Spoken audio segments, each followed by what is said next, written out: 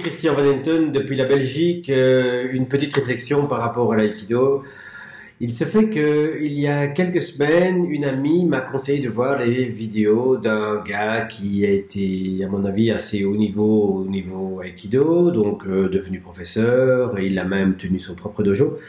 Et un jour, il a voulu confronter sa pratique de l'aïkido avec un sport de combat, un sport de vrai combat ou un vrai sport de combat, c'est comme vous voulez, le MMA, le Mixed Martial Art, donc une sorte de boxe particulière avec un ensemble de techniques. Il se fait qu'en fait, ce fut pour lui une immense déception. Il n'arrivait pas à placer ses techniques et il était incapable ni de se défendre ni d'attaquer contre ce pratiquant de MMA qu'il affrontait sur un ring. Alors de là, ses conclusions étaient assez claires et assez évidentes. L'aïkido ne peut pas répondre à ce besoin de se défendre en combat réel. Et donc il a progressivement cessé de faire de l'aïkido et il s'est tourné vers le MMA. Tout ça, je dirais, rien de neuf sous le soleil véritablement. Ça fait des années, ça fait, je pense, depuis toujours que on évalue cette soi-disant efficacité de l'aïkido en situation de combat et surtout l'efficacité de l'aïkido en comparaison avec les autres arts martiaux ou les autres arts de combat. Et il est clair qu'à chaque fois, c'est la même chose. Alors vous aurez deux scénarios. Le premier scénario, c'est la confrontation pure et simple, qui se termine toujours par une déception du côté de l'aïkido. Et la deuxième stratégie consiste à dénaturer l'aïkido pour en faire une technique de combat et donc ainsi en faire ce pourquoi elle n'a pas été conçue. Car il est absolument évident, l'aïkido n'a pas pour ambition de nous rendre des combattants aguerris, des combattants efficaces. Et certainement pas dans ce qu'on appelle les combats de rue ou les combats où il n'y a pas de règles. La pratique de l'aïkido a pour but, à mon sens, de nous faire grandir à travers une pratique physique à dimension martiale. Et c'est ça qui est important, c'est un art martial, je dirais à la fois un art martial intérieur et à la fois un art martial extérieur. Alors bien sûr, il y a des techniques qui sont plus ou moins efficaces.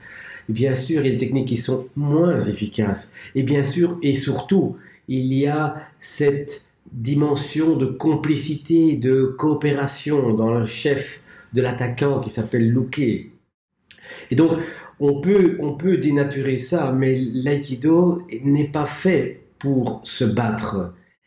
En fait, elle nous plonge dans un environnement de combat, dans une situation de combat, pas dans l'intention de devenir des guerriers, mais dans l'intention de développer notre compétence à gérer ce genre de situation. Alors on peut faire des prolongations de la technique sur ou avec des autres approches, avec des arts martiaux plus durs, avec des techniques de combat mixtes ou etc. C'est pas la question, mais dans ce cas-là, c'est simplement quelque chose qu'on allie à quelque chose d'autre. Au final, l'aïkido n'a pas pour vocation de devenir un art de combat. Même si les situations ressemblent à des situations de combat. Et ce gars, il fait bien de souligner que les attaques ne sont pas des attaques réelles. Ce ne sont pas des attaques qui se produiraient réellement dans une situation de combat. Ce sont des archétypes. Ce sont des situations, je dirais, emblématiques, symboliques, que l'on peut pratiquer pour découvrir une autre manière de bouger, une autre manière de faire face, une autre manière d'agir dans les situations, je dirais, conflictuelles, ou en tout cas, où quelque chose, une énergie vient s'adresser à nous, vient nous rencontrer, et que nous avons à ce moment-là à choisir entre l'attaque, la fuite, ou la paralysie, ou l'écroulement, ça dépendra un petit peu de vos schémas personnels. Donc je résume, l'aïkido n'est pas un art martial pour apprendre à se battre. Par contre, c'est un art martial qui permet d'apprendre à gérer les situations de combat. Le travail se passe à l'intérieur. C'est-à-dire que vous avez deux options, grosso modo. Je ne parlerai pas ici de la fuite ou de la paralysie ou de l'écroulement. Je vais parler simplement des deux stratégies de attaque ou fuite. Si vous voulez être dans une stratégie d'attaque, ok, c'est pas un problème. Mais vous allez simplement ajouter de la violence à la violence. Si vous allez dans le sens de la fuite, eh bien c'est une forme de lâcheté dans un certain sens, en tout cas dans certaines circonstances. Donc cette lâcheté, on ne veut pas qu'elle se produise parce qu'elle est aussi négative que l'attaque en retour. Donc qu'est-ce qui reste? Il reste la transformation du combat en quelque chose d'autre. Pas par lâcheté, mais par stratégie, par intention délibérée. Alors, comment l'aïkido l'aborde? Eh bien, tout simplement, en nous mettant en situation de combat, des combats symbolisés, archétypaux, des structures générales qui nous permettent d'apprendre corporellement à intégrer les stratégies, les valeurs, la philosophie, la manière d'être que sans doute le fondateur de l'aïkido, Mori Yoshiba, a voulu installer ou partager à travers sa pratique de l'art martial qu'il a créé, à savoir l'aïkido. C'est donc une manière de l'aborder, et c'est pas toujours évident. Si on est un peu, je dirais comme moi, à tendance, si tu m'attaques, je t'attaque en retour, je vais pas me laisser faire, comme beaucoup de jeunes disent, mon père me disait, n'attaque jamais le premier, mais si tu es attaqué, arrange-toi pour gagner. Et bien justement, cette dimension honorable avec fierté, dignité, on peut la conserver, on peut même la développer. Et comment? Ben, tout simplement en travaillant sur comment ne pas entrer comment ne pas entrer dans la spirale et l'escalade de la violence et de l'agressivité. Alors quand je reçois une attaque, une agression, elle peut être verbale, elle peut être physique ou n'importe quoi.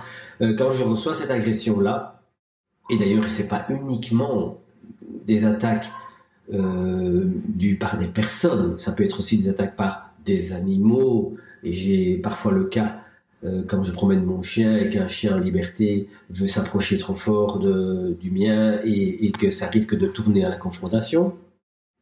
Mais c'est aussi la manière de recevoir les événements désagréables, les contraintes, tout ce qui ne va pas dans le sens que je voudrais.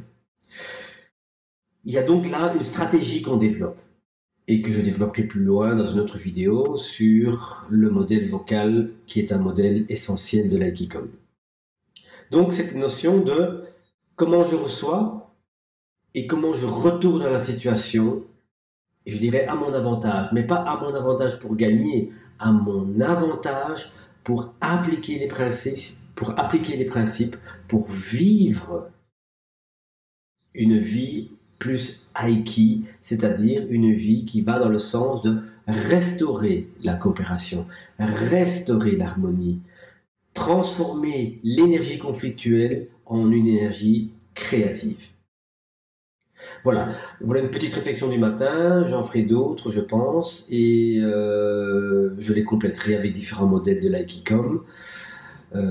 Pour ceux ou celles qui ne connaissent pas, l'aïkido est donc l'aïkido communication ou l'application de l'aïkido ou des principes de l'aïkido à la vie de tous les jours. C'est une approche qui, moi, a changé radicalement ma vie et a fait, je dirais, de toutes les contrariétés qu'on est susceptible de rencontrer tous les jours, une opportunité d'apprentissage, mais pas sur un plan purement, je dirais, éthéré et déconnecté, au concret. Tous les jours, au quotidien, au boulot, au travail, à la maison, partout. Voilà, à bientôt.